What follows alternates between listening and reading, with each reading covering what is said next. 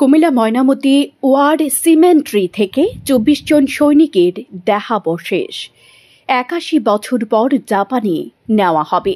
Japan থেকে ৭ সদস্যের একটি ফরেনসিক বিশেষজ্ঞ দল দেহাবশেষ উত্তোলনের কাজ শুরু করেছেন। সমাধিতে মাথার খুলি, শরীরের বিভিন্ন অংশের হাড় পাওয়া যাচ্ছে। ২৮ বছরের এক তরুণ সৈনিকের মাথার খুলিতে বুলেটের চিহ্ন পাওয়া গেছে। আজ মঙ্গলবার দুপুরে ময়নামতি ওয়ার সিমেন্ট্রিতে সাংবাদিকদের এসব তথ্য জানিয়েছেন জাপানি টিম লিডার ইনুওয়ে হাসুয়েকি। এ সময় প্রত্নতাত্ত্বিক বিশেষজ্ঞ ফ্রান্সিস মাইকেল, কবর খনন বিশেষজ্ঞ কর্নেল সাজ্জাদ আলী জহির ও সমন্বয়ক সাদেক হোসেন রানা উপস্থিত ছিলেন। কুমিল্লা সিলেট আঞ্চলিক মহাসড়কের পশ্চিম পাশে কুমিল্লা সেনানিবাস এলাকায় অবস্থিত ময়নামতি ওয়ার সিমেন্ট্রি দ্বিতীয় বিশ্বযুদ্ধে নিহত বিশ্বের ১৩টি দেশের ৭৩৭ জন সৈনিককে এখানে সমাধিত করা হয়। ১৯৬২ সালে একজন সৈনিকের দেহাবশেষ সহ সমাধির মাটি তাঁর স্বজনেরা যুক্তরাষ্ট্রে নিয়ে যান। কমনওয়েলথ গ্রেভইয়ার্ড কমিশন এই যুদ্ধ সমাধি ক্ষেত্রে রক্ষণাবেক্ষণের দায়িত্ব পালন করে আসছে। জাপানের প্রতিনিধিদের সঙ্গে এ কাজে শুরু থেকে সহায়তা করছেন স্বাধীনতা পদকপ্রাপ্ত লেফটেন্যান্ট কর্নেল অবসরপ্রাপ্ত কাজী সাজ্জাদ আলী জহির বীর প্রতীক। 私の属している組織、JAL枠っていうんですけど、ちょっと後で皆さんの分名刺全部ないんでこれ写真撮ってください。ওকে, ওনার অ্যাসোসিয়েশন জাপানের যে সরকারিভাবে যে ওনাকে এখানে পাঠিয়েছেন মিনিস্ট্রি সহ, সেই অ্যাসোসিয়েশনের নাম্বারটা এখানে আছে, নামটা এখানে আছে, জার্স বলে JARRWC। এটা কার্ডটা সবাইকে হয়তো দেওয়া যাবে না, আপনারা এখান থেকে ছবি তুলে দিতে পারেন বা পরে আপনাদের দেওয়া হবে।これはですねパブリックな団体で政府の承認を得て認可を得て作られてまして、我々政府と共同でこの派遣を行ってます。জাপান গভর্নমেন্ট ওনাদের যে অ্যাসোসিয়েশনটা একটা পাবলিক একটা অ্যাসোসিয়েশন, জাপান গভর্নমেন্ট মিনিস্ট্রি সহ ওনাদের একটা অ্যাসোসিয়েশন করে দিয়েছেন এই রিমেন্স রিকভারি করার জন্য। সেই অ্যাসোসিয়েশনের পক্ষ থেকে ওনারা এসছেন, উনি হচ্ছে টিম।で今回バングラデシュの政府、それから、この墓地の所有者 CWGC との許可を得て、今回、11月の13日から発掘作業をしてます。তা আমরা এবার যে এসেছি সেই আসার উদ্দেশ্য হচ্ছে আমাদের রিমেন্স রিকভারি করা আমাদের জাপানি সোলজারদের সেকেন্ড ওয়ার্ল্ড ওয়ারের। তো এইটার সম্পূর্ণ আমাদের বাংলাদেশ গভর্নমেন্ট আমাদের সাপোর্ট দিচ্ছেন এবং সাথে আছেন আমাদের CWGC যেটা হচ্ছে কমনওয়েলথ কমিশন আমাদের পুরোপুরি সাপোর্ট দিয়ে যাচ্ছেন করার জন্য।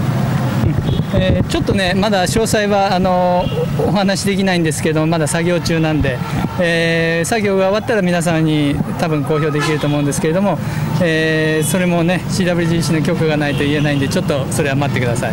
আমাদের 13 তারিখ থেকে কাজ শুরু করেছি আমরা এখানে। একটু আগে আমাদের কর্নেল স্যারও বললেন যে আমাদের 24 তারিখ পর্যন্ত কাজ চলবে, কিন্তু আমাদের কাজ এখনও চলছে, আমাদের কাজ চলছে। এটা শেষ হওয়ার পর্যন্ত আমরা আপনাদের বলতে পারবো, শেষ হওয়ার পরে একটা ব্রিফিং দিতে পারবো। এবং এটা সম্পূর্ণ এটা কমনওয়েলথ কমিশনের আন্ডারে যেহেতু, তো ওনারা এটা আপনাদেরও জানাবে, আপনারা জানতে পারবেন ওনাদের কাছ থেকেও, ডিটেলস পরে জানতে পারবেন আরও। それでこの作業は22日まで続ける予定です。তো আমরা আশা করছি যে 22 তারিখ পর্যন্ত আমরা এখানে ফিল্ড ওয়ার্কটা করবো।で内容についてはまだ話せませんけれども着実に成果は得られてます。তা আমাদের কাজের বিষয়বস্তু তো ডিটেলসে বলা যাচ্ছে না, আপনাদের এক্সপ্লেন করাটাও মুশকিল হয়ে যাচ্ছে। এটা পরবর্তীতে আপনারা সবই জানতে পারবেন, আপনারা দেখতে পারবেন। その結果は公表されるまでちょっと待ってください。তো আমাদের একটু সময় দেন, আমাদের কাজটা শেষ হওয়া পর্যন্ত আপনারা একটু সময় দেন, তারপরে এটা আপনারা সব ক্লিয়ার জানতে পারবেন। ময়নামতি ওয়ার সিমেট্রিতে আজকে যে কর্মপ্রণালী চলছে সেখানে আপনারা কষ্ট করে এসেছেন, আমরা আন্তরিকভাবে আপনাদের প্রতি ধন্যবাদ, ভালোবাসা এবং কৃতজ্ঞতা প্রকাশ করছি। আমি কর্নেল সাজ্জাদ, বীর প্রতীক, স্বাধীনতা পদকপ্রাপ্ত, পদ্মশ্রী প্রাপ্ত একজন সামরিক কর্মকর্তা। আমি কুমিল্লায়, আমার বাড়ি ইলিয়াটগঞ্জে, এবং আমি এই ক্যান্টনমেন্টে বহুদিন চাকরি করেছি। এখানে আপনারা দাঁড়িয়ে আছেন ঐতিহাসিক স্থাপনায়। যে স্থাপনাটা শুরু হয়েছিল দ্বিতীয় মহাযুদ্ধের শুরু হওয়ার পর থেকে। আপনারা জানেন আমার ডান দিকে পিছনে ক্যান্টনমেন্টের মধ্যে ফিল্ড মার্শাল স্লিমের কমান্ড পোস্ট ছিল। যখন বার্মা ফ্রন্টে যুদ্ধ চলছিল তখন বহু লোক আহত হচ্ছিল। এইখানে এবং চট্টগ্রামে দুইটা হসপিটাল হয়েছিল, 150 নম্বর এবং 20 নম্বর হসপিটাল। এই হাসপাতালগুলিতে ক্যাজুয়ালিটিগুলো আসছিল। 44-এর দিকে দেখা গেল এই দুটো হাসপাতালে বহু মানুষ, সোলজার্স, ব্রিটিশ, আফ্রিকানস, জাপানিজ, অনেকেই আহত হয়ে আসছে এবং মারা যাচ্ছে। তখন ফিল্ড মার্শাল স্লিমের নির্দেশনায় এই সুন্দর স্থাপনায়, এটা ফুলে ফলে ভরপুর একটা জঙ্গল ছিল, অতি সুন্দর পাহাড়ি এলাকা, উনি এটা সিলেকশন করেছিলেন।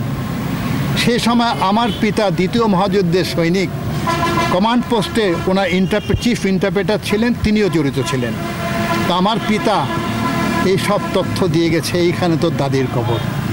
আচ্ছা, যাই হোক, এখন এখানে আমরা দেখলাম উনি একটা প্ল্যান করেছিলেন, এইটা হবে একটা স্লোপের মধ্যে। কেন? স্ট্যাগনেন্ট ওয়াটার থাকলে এগুলি পচে যায় তাড়াতাড়ি। এই পুরো জিনিস গ্রেভিয়ারটা একটা স্লোপের মধ্যে, জেন্টেল স্লোপ, এর মধ্যে পানি চলে গেছে বলেই আজকে 82-81 বছর পরেও আমরা কিছু পার্টস পাচ্ছি, না হয়তো পচে যেত পুরাটা। বলে রাখে আল্লাহ মারে কে। 2 নম্বর, আরেকটা সিদ্ধান্ত হয়েছিল যে এইখানে এই নিহত লোকদের জন্য ডিফারেন্ট গ্রেভিয়ার করা হয়েছিল। সামনে দেখবেন মেইনলি ক্রিশ্চিয়ান গ্রেভিয়ার, বাম দিকে মুসলিম গ্রেভিয়ার, 174 জন মুসলিম আছে ওখানে। ওখানে গিয়ে আমি প্রতিদিন আসলে একবার দোয়া পড়ে আসি। আর ডান দিকে শত্রুপক্ষ জাপানিজ 24 জনের মধ্যে 20 জনের নাম খোদাই করা আছে, 4 জন আননোন। কেন? আমরা যে বুঝতে পারি ওরা অচেতন ছিল যখন উইন্ডেড হয়ে এসেছে, এই সৈনিক ভাইদের তা বলতে পারে নাই, সবাইকে এখানে দেওয়া হয়েছে কবর। এখন কথা হচ্ছে, জাপান বাংলাদেশের শ্রেষ্ঠ বন্ধু। আমাদের মহান মুক্তিযুদ্ধে জাপান আমাদের বিশাল অবদান রেখেছে। সেলফলেসলি চিকিৎসক পাঠানো, ওষুধ পাঠানো, তারপরে আমাদেরকে টাকা পাঠানো, রিফিউজি ক্যাম্পে খাবার পাঠানো, তাদের এই জিনিসটা অবদান আমরা চিরদিন মনে রাখব। জাপান সব সময় আমাদের দেশের বিপদের দিন, সাইক্লোন, বন্যা যখনই হয় আমাদেরকে সাহায্য পাঠায়। আমাদের বহু সন্তানরা জাপানে উচ্চশিক্ষা পড়াশোনা করছে। তো জাপান গত 2013 সনে তারা আমাকে ডেকেছিল এমবাসিতে, কারণ তারা আমার কার্যক্রম জানতো। আমার কাছে 2টো বই আছে।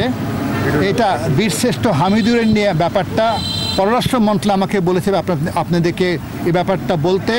এই ব্যাপারটা আমরা পূর্বের থেকে করছি।